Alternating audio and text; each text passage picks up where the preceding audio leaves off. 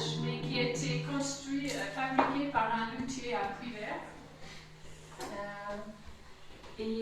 Normalement, c'était un instrument de la tradition indienne. En Inde ancienne, on accompagnait le sitar avec la tambura. Mais après, en Moyen-Âge, ici, surtout à Privert, c'était vraiment un centre de culture et de musique, Privert et toute cette région, les troubadours. Et alors, il y avait beaucoup d'influences de différentes parties du monde. Il y avait toute une influence indienne, il y avait toute une influence orientale aussi. Et alors, ça fait partie du courant indien. Et c'était un petit peu comme un luth qu'on utilisait au Moyen-Âge. Donc voilà, c'est la tambura. Je vais vous chanter une chanson d'une troubaïlite maintenant. Tout le monde sait qu'est-ce que c'est une troubaïlite. C'est un mot occitan et c'est la femelle, voilà, la femelle du troubadour, tout simplement. C'était une femme chanteuse, joueuse de musique. Donc c'est pour ça que j'ai consacré cette chanson à la... Est-ce que quelqu'un peut fermer la porte? À la colombe. Parce que les troubaïlites avaient un travail un peu difficile. Les troubadours, ils chantaient à la belle dame. Et alors les belles dames, c'était justement ces femmes cathares d'ici, qui étaient des femmes très très évoluées spirituellement, presque parfaites. Donc c'est pour ça que les troubadours chantaient des louanges à ces femmes-là, parce qu'elles rayonnaient et elles incarnaient toutes les vertus. Mais alors qu'est-ce qu'on fait si on est femme? Qu'est-ce qu'on chante? On chante à qui? On chante à soi-même. Oh, moi je suis tellement magnifique et belle et tout ça. Non, ça ne marche pas. Donc souvent les femmes, les troubaïlites, elles parlaient de leur déception amoureuse. Et oui, les hommes n'étaient pas toujours à la hauteur de ces dames si parfaites, si vertueuses.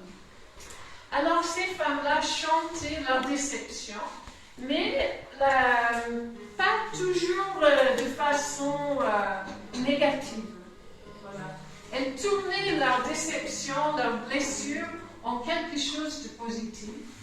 Et c'est ce qu'elle a fait la comtesse de Die. C'est une grande troubaïlite du Moyen-Âge.